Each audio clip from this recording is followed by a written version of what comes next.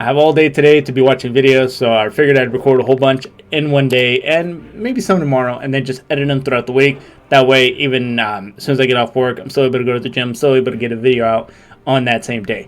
So this is the first one, and as soon as I saw SIGISMUND, I had to. The last I ever heard about him was over in Baldermort, I think, a Black Templar video. I feel like I've heard little mentions of him here and there in Hell's Reach, I think it was. But in any case, the first Black Templar, the one who was the most zealous, the Emperor's champion, and he was also one of the very few who made it out of that iron cage trap. Also, the links to the original video and channel are going to be down in the description below, so go ahead and make sure that you check them out. Without wasting too much more time, let's go ahead and get right into the video.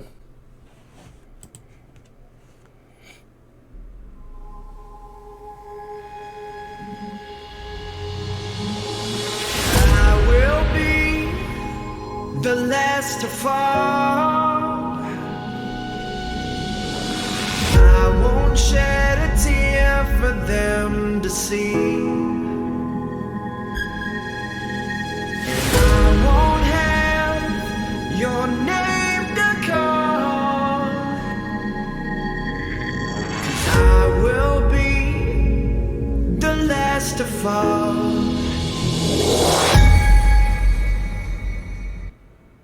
Welcome, gentle listener. I am Baldermort, your faithful servant. Today, we are to discuss one of the most important figures in the entire setting. A shining beacon of honor, skill, tenacity, and devotion. Despite him hailing from the era of legend, the Great Crusade, he is no Primarch, no god, no demon. Just a man. An enhanced Astartes, a space marine, it is true, but still a man. Possibly one of the best men of the entire Great Crusade, if not all of human history. And this is no mean feat, no small thing, as in this period 2 titans destroyed the galaxy, and the heroes of that time could be counted as numerous as the very stars they dominated. A man who stood out even in those times, who was admired or feared by near all of his contemporaries. A man whose courage, faith, and zeal went on to burn a trench across the entire galaxy. Okay, first of all, he's very excited about this one. I can tell. I mean, fuck, he's getting me excited right now. SIGISMUND, though, since he is a space marine, right, he lives for a long ass time. Is he still alive? That might be a stupid question, but I haven't heard any word of him being dead, or maybe he's early passed, or maybe he's retired. I don't know. But obviously, this guy doesn't seem like a type of person who would retire. I feel like he would keep going until eventually he would meet his end. If he is still alive today, though, it'd be interesting to know. A firebrand that has rooted out the enemies of the Imperium in their darkest and most defended places of power. Never ceasing, never relenting. A man who struck fear into the very heart of the most powerful of all of Chaos's warlords. Of course, I can only be speaking of Rogal Dawn's greatest son, the warrior, the hero, the legend, the first Templar, SIGISMUND.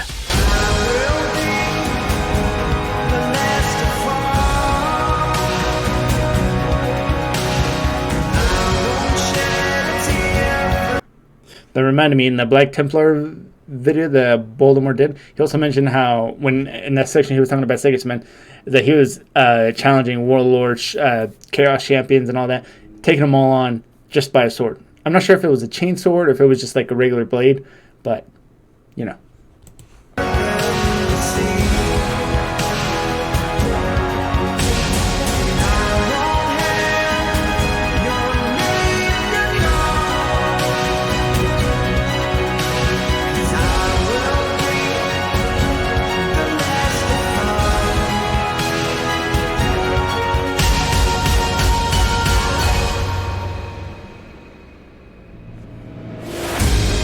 Also, as far as I know, every Space Marine, I mean, let's say in Hell's Reach, right, Grimald just takes off his helmet every now and then, but I feel like SIGISMUND is the type of guy who doesn't really need a helmet.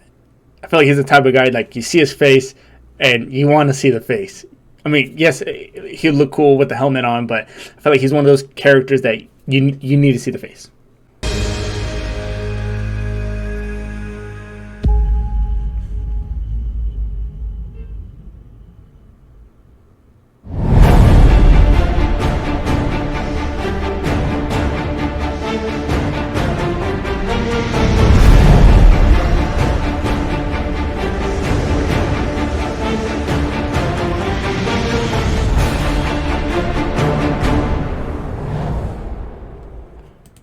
That was new. I will have it noted that this entry is designed to be self-contained, so regular gentle listeners will have heard some elements before. But I feel that they are necessary for context, so please do bear with me. Now, let us begin. It was the 30th millennium, an age of wonder, an age of horror, an age of rejuvenation and salvation in equal measures. For the human race had been near wiped out. Our light guttered, and all around were enemies.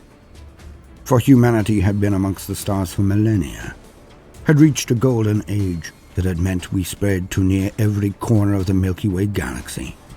Few could challenge us during this halcyon stage. Our technology and culture were at their pinnacle. But this is when all, as usual, went awry. For a multitude of events all conspired to bring humanity low.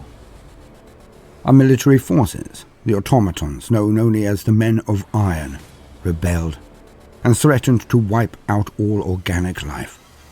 Many races gathered around humanity, and with their assistance, the Men of Iron were finally defeated. But this was only the beginning. The warp, which permitted faster-than-light travel, became so tumultuous that travel became all but impossible, and the interconnecting lattices of trade, support, skill, and military strength were shattered. Psychers began to be born amongst humanity in numbers never seen before, and with a power never before witnessed. And with them came the invasions of demonic powers that can use the unprotected or untrained psyker as doorways into the real world. Their assault was unlooked for and was devastating, for none knew how to protect the psykers, as they themselves were so new. So we were all but defenseless against such assaults and invasions. Many of the races that fought alongside humanity in the battle against the Men of Iron were now in a position to take revenge on the race that they felt had unleashed a war on the galaxy. Without the ability to travel, to consolidate, or even to inform. Wait a minute. Okay, so I know that a couple of the reasons that the human race does not like Xenos was because I think it was during the Unification Wars. They said that. Oh no. As he was saying with the AI and the Men of Iron, right? That when that really brought humanity kind of to its lowest point, that's when all these other races. Now I don't know how true this is, but this is just what I read. Is that they ended up either betraying, or ones that maybe weren't even enemies, maybe kind of like in the non-aggression pact type thing, came to try to wipe out humanity, right? So eventually humanity just got backstabbed, and that's why the whole Xeno or xenophobia thing was a thing, right? Because now it's like, hey, let's protect each other, damn everybody else type deal, right? But is it possible, kind of like how we said right now, that the Xenos wanted to get revenge? So was it that the Men of Iron just didn't solely attack humans? Did they also attack the other races as well? And the other races, therefore, just blamed humanity for doing that, even though if it would have been indirectly, or would have been direct, or either or. And then that's why they didn't help them, because maybe they were fighting their own battles, and then those ones who try to come back at the humans were doing it based out of revenge, or what they felt like was perfectly justified for them. I hope that makes sense, because there's always like other pieces of information that pops up, and then I'm trying to place them in certain areas. Others of the perils, the other races tore into humanity with a zeal and pragmatism that would lead to humanity becoming the underclass of the entire universe. We were nearly destroyed. But then, the Emperor arose. On the cradle of humanity, Earth, but now known as Terra, he fought the techno-barbarian warlords until he finally gained control. And from there, he went first into the solar system, meeting and forming an alliance with the tech priests of Mars, and then out. With the power of the genetically enhanced super soldiers of his legions of space marines, the Legiones Astartes, and the power of the technologically advanced Mechanicum, he then went out into the galaxy entire. This event was called the Great Crusade, and it is the most impressive and broad of all of the wars or campaigns that humanity has ever waged. Ever. His armies were the Space Marines, the ultimate weapons of war. Humans enhanced with new organs, clothed in near impregnable armor, and wielding weapons so devastating that none could stand before them. Where the crusade went, there was nothing but destruction and revenge on the aliens, demons and psychers who had held humanity in thrall. For in this period, the Emperor led his armies personally. His genius and immortal experience more than a match for anything that they fought. But more than this, the Emperor's legions of Space Marines were each taken from the template of a hyperbeing, a demigod of ability, intellect, skill, and power, the Primarchs. His 21 Primarchs, each was displaced amongst the stars by the forces of chaos. But for that, we will need... Hold on 1 minute. Did it? Hold on. Intellect, skill, and power, the Primarchs. His 21 Primarchs. There's two... Okay. This might be stupid of me. Isn't there only 20? And then they removed 2, so technically there was 18, right? And then eventually when the Horse Heresy happened, it was like split right down the middle. I don't remember anything about there being 21 Primarchs. Wait a minute. I am a first. They were twins. Okay, 21. Yep, okay. Makes sense. Each was displaced amongst the stars by the forces of chaos. But for that, we will need to wait for another entry. But as the Great Crusade went out into the galaxy and recovered lost tribes and planets of humanity, the Primarchs were found one after the other. Each was a general of unmatched aptitude and ability, and each had their genetic sons, minor copies of their splendor, which were the legions of Space Marines. There were tens of thousands of Space Marines in each legion, but why do I go through this context so much? For most people know this. Simple. For to truly grasp the importance of this man, this Astartes, this Space Marine, SIGISMUND, it is required that the scope of his time is gained and understood. For even in this time of heroes, when each legion could reach over 100,000 men, when they were at the very peak of their training and power, when the armies of humanity were unstoppable, it is in this period that to be a true hero, to be a warrior of legend, was as nothing. So many of the Astartes were able to stand before horrors that would have taken a Hercules or Jason or Theseus to defeat. Yet even in this time of heroes, there was one man, one Astartes, that stood head and shoulders above the rest. It was Sigismund. One of the Marines recruited directly from the population of the homeworld, Sigismund was raised and recruited on Terra itself. Personally, I feel that this heritage, to be born and mature at the very heart of the Imperium, made an impression on him so profound, imbued in him an unshakable belief in the righteousness and perfection of the goal of the Great Crusade that could never be shaken, never be removed. And even from his earliest days, Sigismund shone. He was the very epitome of the light that burns. This might be a little obvious, but I mean, it's just something for me to put into words. So this is the combination of someone not only born with talent, as I said when he was young, he's shown, he was like a shining, right? But also considering what I do know about him, an incredible hard work ethic. So that's when you got hard work and talent all working down in as one. Makes you a very formidable person, especially within the 40K. For no Astartes could match him in single combat. He was respected or feared by near all. And this was not just word of mouth or renown alone. For in those days, the heresy had not yet occurred. And thus, all of the armies of the Imperium were one, and had the practice of seconding their finest examples into other legions for a time. So it was that Sigismund rose, and as he did, he was given secondment after secondment. In this most martial of all of the periods of humanity, the Space Marines would train constantly, sparring with multiple robots, servitors, and most importantly, against one another. for they faced terrors that would kill in a heartbeat. Thus their skills were honed to a level that the present-day Marines would not even be able to conceive. And thus... I mean, obviously I don't know, because I don't know what exactly that they went through, right?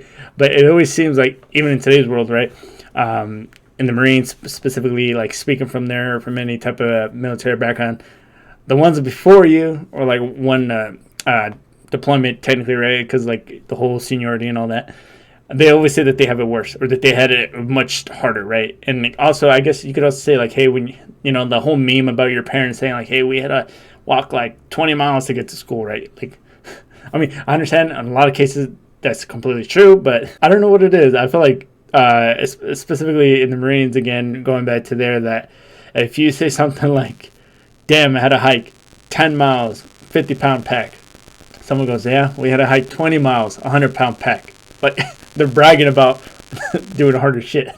But I don't. I'd be curious to know that exactly what else they would do. I know that they say they sparred or train with servitors, AIs. They train with each other because obviously, right, you're going against a lot bigger things out there in the universe. But maybe like a little more details to maybe some type of drills, right? Some sword fighting. Sigismund was a name that resounded across the entire crusade, for he was unmatched in all of his battles save one. He became lauded amongst the World Eaters, often seen as the most barbaric and most brutal in close combat, who respected nothing but strength at arms. From them, he learnt of the tradition to chain one's weapon to the wrist, so as to never be disarmed. He gained the respect and camaraderie of Khan himself, one of the other legends of that period, and the World Eaters dubbed Sigismund the Black Knight, for he was unstoppable. The only one blemish on his flawless record was the duel. Wait, hold on. I just realized also that he's getting mad props from other legions as well, so that's really saying something. He had with Captain Jago Savatarian of the Nightlords. But this was no small thing either. For Savatarian was a Marine with powerful precognition. Like a Jedi, he would be able to foresee the future, and be able to know the moves and actions of all of his opponents before they even began them. Yet Sigismund was so able, so fast, so skilled, that even with all of this advantage, literally knowing the moves he would make 3 steps before they were made, Savatarian and he fought for hours on end. And the duel was only concluded when Savatarian performed an illegal move, a headbutt, simply to make it end. For Savatarian would not, could not, defeat the Black Knight of the Imperial Fists. So that's his only loss. It kind of reminded me of John Jones, right? I don't remember what fighting organization it was. I know it wasn't the UFC. But his only loss professionally was because something with the elbows, right? He was throwing like a 6-12 elbow, and he ended up getting disqualified because of it. So, first of all, it sounds weird that you can't headbutt. But, I mean, I'm assuming if they're just sparring against each other that they're obviously not trying to, maybe, at least at that point, kill each other. I know different groups do different things, a.k.a. Krieg, right? Actually trying to shoot at your guys. But this is one of those moments that just sticks with you as far as, like, someone even having all these advantages, being able to precognitive abilities to actually see what's coming and still not be able to do anything about it, right? And then to the point where you'll just get yourself disqualified because you can't keep up. But because that did end in the disqualification, that doesn't really count as a loss for him, right? Or does it go like to a no contest? Or he said illegal move. Huh. In my mind, I'm going to say Sigismund still won. Even with all of his prescience, he could not defeat Sigismund. Imagine that. Sigismund rose to being the first captain of his legion, the Imperial Fists, and became a lethal right hand to his lord, his Primarch, the Praetorian of Terra, Rogel Dawn. But it was not only the Astartes who saw his merit, his power. For even the great Primarch Sanguinius the Angel made comment on this son of Rogel. He was noted to state, "He seems less my brother's champion, and more death itself. This, coming from arguably the most powerful of all of the Primarchs, the angel who broke greater demons on his knee and faced the War Master himself. No small thing at all. Sigismund was a force of nature. He was unlike many of his brethren, and very unlike his own Genesire in this regard. For Rogel Dorn was taciturn and contemplative, reserved and steady. Yet Sigismund was a hothead who achieved more out of skill and bullish bellicose belligerence than any tactical acumen, at least at the start. But even he did learn some of this due to the requirements of his role as the first captain of his legion. But his nature was as hot as his father's was cold, and that was not to be the only difference between the two. It was while he was acting as first captain that he led a rescue mission to a lone ship found in the middle of nowhere. It was the Eisenstein. It had fled the betrayal at Istvan V, where a combined force of 8 legions of Space Marines had been sent to beat down the War Master himself. Horus, the first amongst equals, the most adored and trained of all of the Primarchs, had been left to take command of the Great Crusade while the Emperor returned to Terra on a mission he would not explain to even his sons. So all power was in the hands of the War Master, Horus, and he fell to the seductions of chaos. Horus. Before he goes on, what kind of chainsaw is this? Is this like, technically since he was talking about in the 30k technically, right? I'm assuming this is like a rough first look at a chainsword. But also, I did realize when they said that, obviously how any little piece from the Primarch to actual Space Marines, right, is going to carry some of the traits. So him being almost a complete opposite, right? It's really kind of leaves like a little bit of a, what would you call it? A preamble, I think that's the word. As to like later on when it switches to, was it the Crimson Fist and the Imperial Fist again, being its own chapter, and then going into the Black Templars, like all having their different personalities, right? I mean, that's what it kind of seems. Planned the betrayal at Istvan V, where his legion and others were now in open rebellion. 3 legions were led by their Primarchs to the surface, the Raven Guard, Salamanders and Iron Hands as the first wave. 4 more legions were to land in a second wave, and then complete the task and annihilate the treacherous Horus Lupercal. Alas, Horus had already turned all of the 4 Primarchs of this second wave, and the Night Lords, Word Bearers, Alpha Legion and Iron Warriors all turned on the line of Space Marines and crushed them. The Eisenstein fled the massacre to report of the horror to the remaining Imperium. Rogel Dorn, Primarch of the Imperial Fists, was shocked to the very core. That Horus had fallen was one thing. For an entire half of his brothers to also go to his side was a blow he could barely survive. Rogel went into deep meditation and seclusion to try to make sense of this turn of events. But while he did so, a strange thing happened to his most ardent and angry son, Sigismund. For the Emperor's Great Crusade was based on logic, science, and the goal to utterly eradicate superstition, religion, and faith of all forms. The Emperor stated that religion was the worst enemy of humanity, and would not tolerate it amongst his people. Those who would not renounce their beliefs were put to the sword.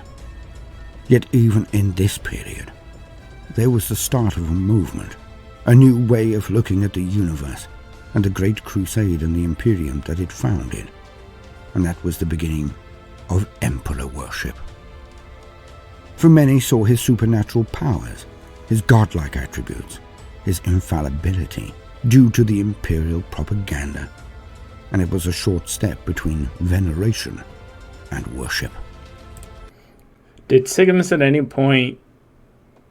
Okay, so since this is like where it's starting to turn into the whole god worshipping thing as far as like with the Emperor, did Sigismund... I'm assuming Sigismund... I'm pretty sure he did. I'm pretty sure I've heard it. It's like he started to see the Emperor as a god as well. Or if he only saw him as the Emperor. I mean, you got to say that it was in terms of him seeing him as a god, because then obviously the Black Templars later on end up seeing that it's the same way, right? There's an ice cream truck. It was also spread by the circulation of a book written by a Primarch, the Lectitio Divinitatis, and the power of the prose contained reflected the ability of its author, Lorgar Aurelian, the Primarch of the Word-Bearers. As such, the arguments for the divinity of the Emperor were so potent, so inspiring, that the one thing that the Emperor never wanted, had specifically banned, had pointedly decried, was the worship of himself as a god.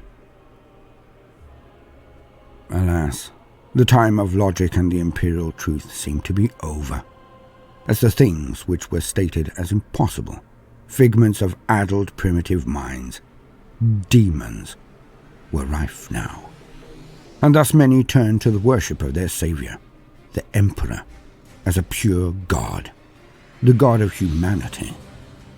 And through faith came miracles. While Roger went into seclusion, Sigismund met another survivor of the Eisenstein, Euphrates Keeler, a one-time imagist of the Crusade. Like unto a reporter of sorts, she had begun to worship the Emperor. But more than this, her faith was such that she could use it against the Neverborn, the demons of the warp. Like a priest with true faith holding back vampires with a cross, Keeler could banish or push back the demons. And in those meetings between her and Sigismund, the embers of a raging fire were lit. But more than this, Euphrates Keeler would also impart to Sigismund a prophecy, which she believed had come from the Emperor himself, brought to her by her faith. And it was very reminiscent of that given to Achilles. For Sigismund was shown the death of the Imperium, told that he could either die in a distant star alone and unremembered, or he could stand with his father, Rogel Dorn, who would need him greatly. But this would end in a galaxy of never-ending war. These discussions shattered Sigismund. They fundamentally changed him in a way that few understood or could ever predict, and it led to the hardest decision of his entire life. When Rogel came out of his reveries, he knew that a force of Imperial fists would need to be sent to hold off the traitors, to slow them down, as their inevitable destination would be none other than Holy Terra itself, the seat of power, and where the Emperor of Mankind was. Rogel ordered Sigismund, as his first captain and right hand, to perform this task. He was refused. Rogel Dorn himself was refused. Sigismund... What? Okay. That, I did not see that coming. Wait a minute. This is the choice that he has to make, right? This is the hardest decision. Die off on a distant planet where no one's going to remember, right? So that probably would have happened if he did not refuse. But since he refused, that's because that's when he's going to need him later on, right? And then that's when Rogel, Sanguinius, the Emperor, go onto the Bridge of Horus and try to take him out there. And Sigismund is left, I believe he's left to be in charge or like acting in place for the Emperor, aka that's referring to as the Emperor's champion, which I think would be the first champion. If I'm wrong, let me know. And still kept his own counts as to why, for he knew his gene father, his Primarch, would not understand, could never understand that he was making a decision based on the words of a religious fanatic who had shared visions with him. Rogel did indeed put another in command of the fleet to slow the traitors, and did indeed permit Sigismund to remain at his side. But he did not understand why his son had done this. Not yet. The Horus Heresy. I wonder what would have happened if that would have been like a different legion, right? Like what Primarch would be actually absolutely pissed that would ever happen to them as far as getting refused. Like this ice cream trick has nobody going to it and it's still there. Was the largest civil war that humanity has ever endured, and there are now tens of books cataloguing the events of those times. So do please bear in mind that no matter how long this entry may be, there will always be more left out than ever could be contained in the one entry. Okay, so we got a little bit of information on Sigismund specifically, but I understand that he's setting up like the setting to really ingrain as to what Sigismund is about, right? And there's only, other than that, only two things really. One, it's still tripping me out that he refused, because I think Rogel is probably the only one that I know of, at least right now, that probably didn't really take it too much to mind, but he was still very curious as to like why is he saying this, right? Because obviously I don't think Sigismund is telling him or will ever tell him like, hey, I'm doing this because of a vision, right, from this girl. And two, I'm very curious to the part, and I'm hoping he gets to it at least like at the very end or at some point where he says, or where he talks about like how they're going to be splitting everybody into separate chapters, right? Like where the whole Codex Astartes thing comes in, and then seeing the moment he becomes the first Black Templar. I'm curious, and like I have an idea of how he's gonna react to it. Like very calm, very sullen. He's supposed to be a hothead, but if anything, he looks like he would act like Rogel Dorn kind of. But you know, they did say he acts kind of the opposite, being hot-headed again. So that's one big thing that I'm really looking forward to. Hopefully it does come in here. But that's going to go ahead and do it for this video. Don't forget to like, subscribe. It really does help me a lot. And I will see you all in the next video.